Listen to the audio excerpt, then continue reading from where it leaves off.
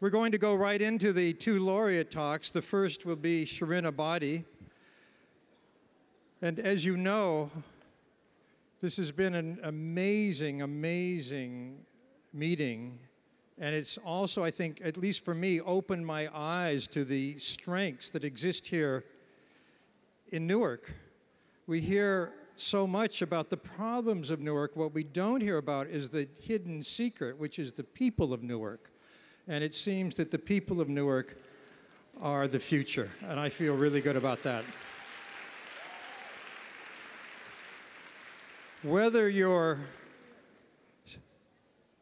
going from being a bystander to an ally on a schoolyard with a bully, or speaking truth to power in an oppressive regime, the moves are the same. As His Holiness said, it takes optimism and hope, but they must lead to action if they're going to matter. And here we have fantastic role models of just that kind of action.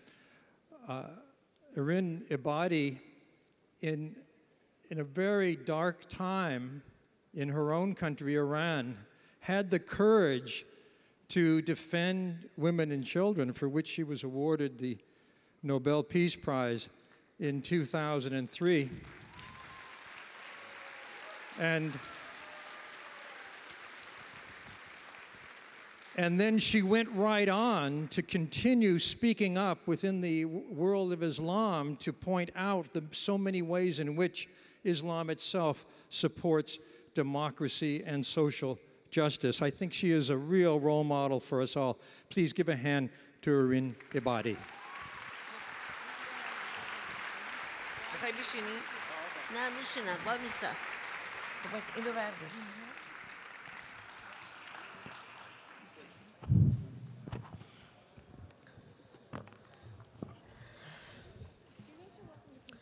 خیلی ممنونم از اینکه با حوصله به برنامه‌های امروز ما گوش کردید.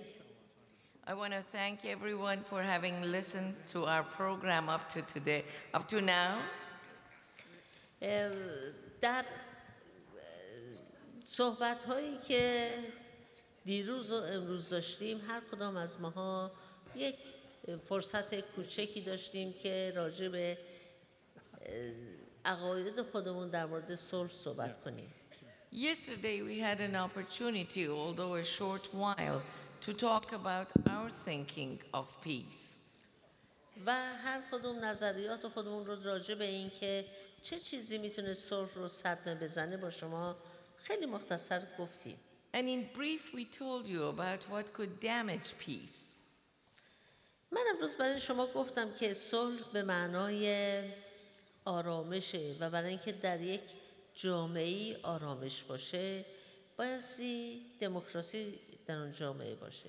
And as I spoke earlier, I said that I think that peace means calm. It means tranquility. And in order to have calm in a society, there has to be democracy.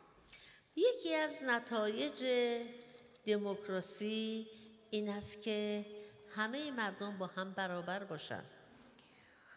One thing that's an important element of democracy is equality of all of the people. یعنی قانون برای هیچ کس امتیاز خاصی در نظر نگرفته باشه.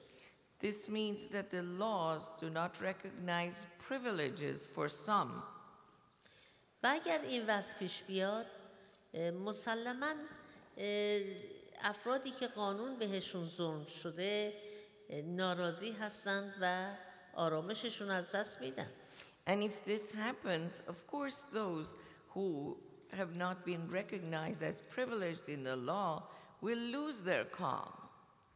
و من امروز مایل هستم از تبعیض بر اساس جنسیت در کشور خودم ایران با شما صحبت بکنم.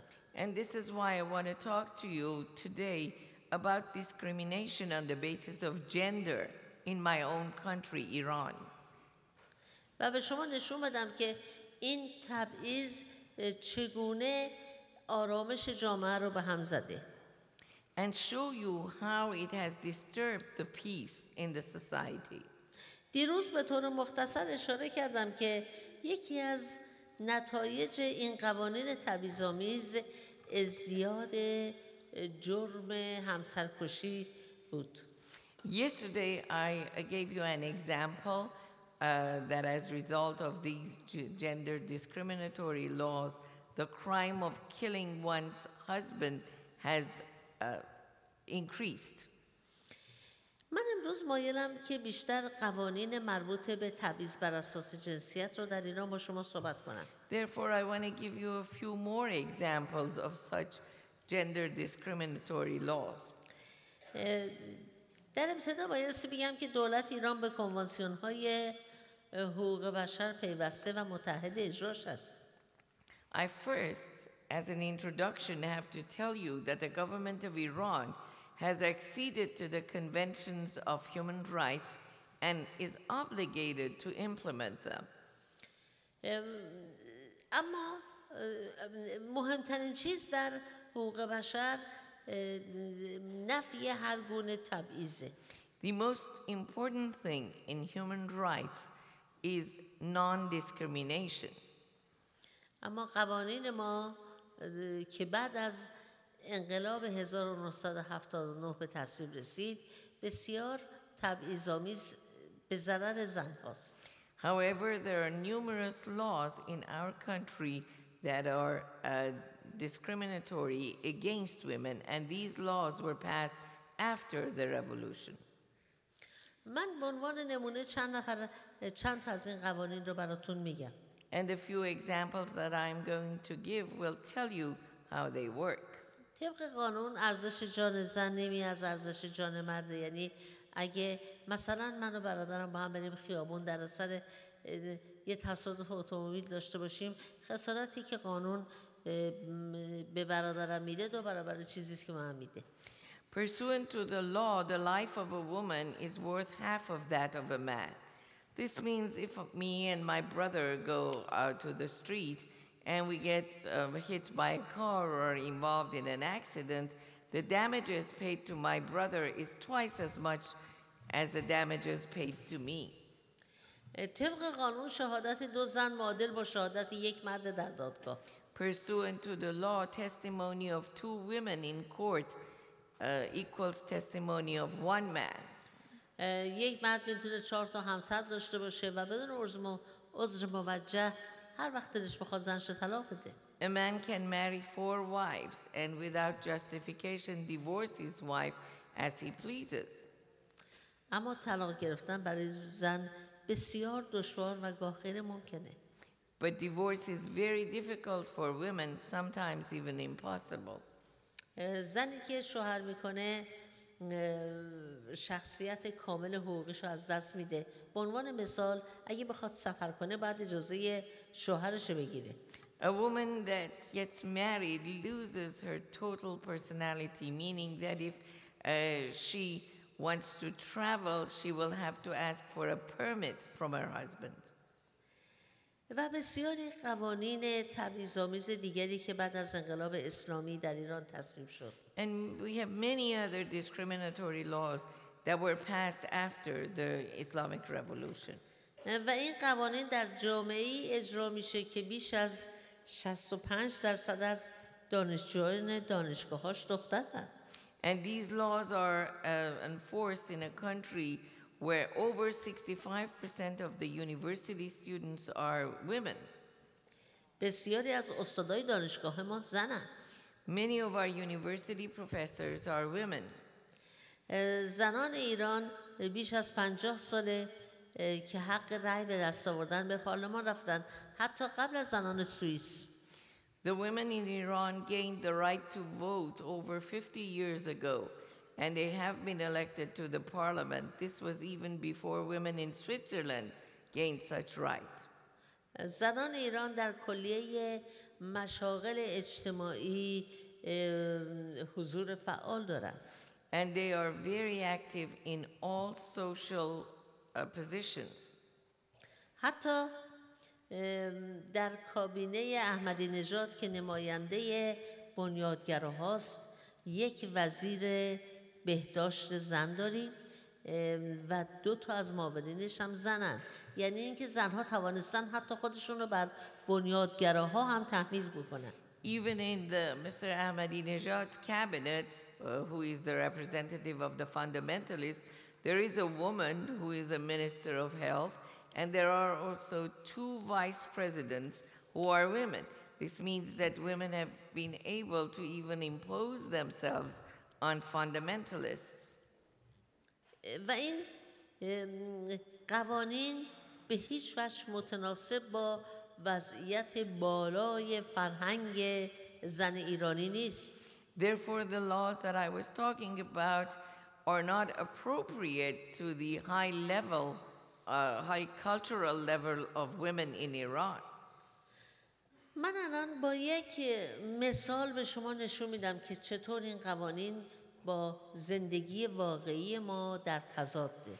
And I will show you how these laws contradict our real life in Iran.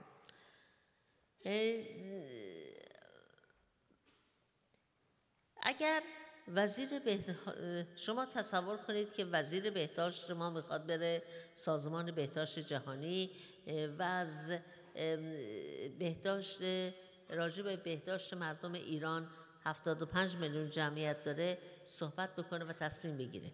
Just imagine the Minister of Health, who is a woman that I talked about, wants to go to the World Health Organization, participate in a meeting, or take a decision regarding the people of Iran, the population of which is 75 million. حالا این زن شب بایستی از شوهرش التماس بکنه که اجازه خروج از کشور بگیره. But prior to leaving the country, she has to ask for a permit from her husband so she can travel. و معلوم نیست که اگر بین اینا اختلاف باشه و آقا لج بکنه اجازه خروج از کشور نده، تکلیف کرسی ایران چی میشه؟ یا میخواد خالی بمونه چون که زن و شوهر با هم دعواشون شده؟ And what happens if the night before the husband and the wife have a quarrel and the husband just decides not to issue the permit? What's going to happen to the seat of Iran in that organization or meeting? یا اینکه ما همونطوری که گفتم بیش از 50 ساله که نماینده که زنها تو پارلمان هستن و میتونن راجع به سرنوشت مردم ایران تصمیم بگیرن، قانون بنویسن. Or as I said earlier, it's over 50 years that women have been in the parliament. They can come up with bills, they can pass bills, which all impact the fate of the people of Iran. حالا زنی که نماینده مجلس و میتونه راجع به دیگران تصمیم بگیره، میره خونه و میبینه که یه زن دیگه نشسته تو خونش. وقتی سوال میکنه تو کسی، میگه من همسر جدید شوهر تو هستم. Now a woman at this position who can make decisions that will affect the people of Iran can go home and find another woman sitting in her house. And if she asks that woman, who are you? That woman can answer, I'm a second wife of your husband. بنابراین این قوانین، این مثال ها نشون میده که این قوانین مناسب جامعه ایران نیست و بعد از انقلاب این قوانین به ما تحمیل شد. And these examples prove that these laws are not appropriate for the society of Iran. These laws were imposed on us after the revolution. و به همین دلیله که زنان ایران با حکومت جمهوری اسلامی ایرانی مخالفند. This is why the women of Iran opposed the government of the Islamic Republic of Iran. و در هر اعتراضاتی که علیه حکومت هست، زنها پیشگام مبارزه هستند. And in all protests against the government, women are pioneers. و جنبش فمینیستی در ایران قوی ترین جنبشی است که در خاورمیانه وجود داره. And the feminist movement in Iran is the strongest feminist movement in the whole Middle East. در جون 2009 بعد از انتخابات ریاست جمهوری به خاطر تقلب در انتخابات مردم اعتراض کردند و میلیون ها آمدن به خیابان. In June of 2009, after the presidential elections, people took on to the streets because they had an opposition to the result of the elections that they thought was fraudulent. و به دستور حکومت در خیابان مردم رو به گلوله بستن و بیرحمانه کشتن. The government ordered that people be shot at, the ones who were on the street, and many were killed.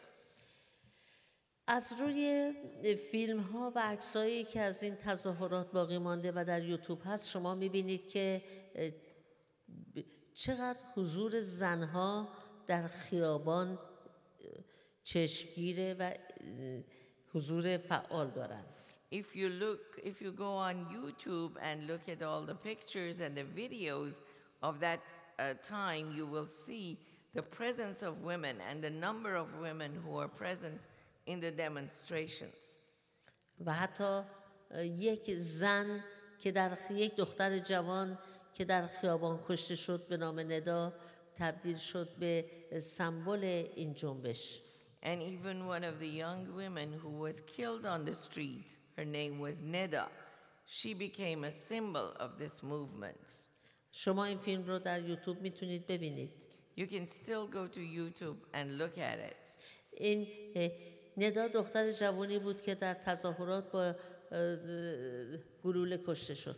Neda was a young girl who came to the demonstrations and was shot at and killed.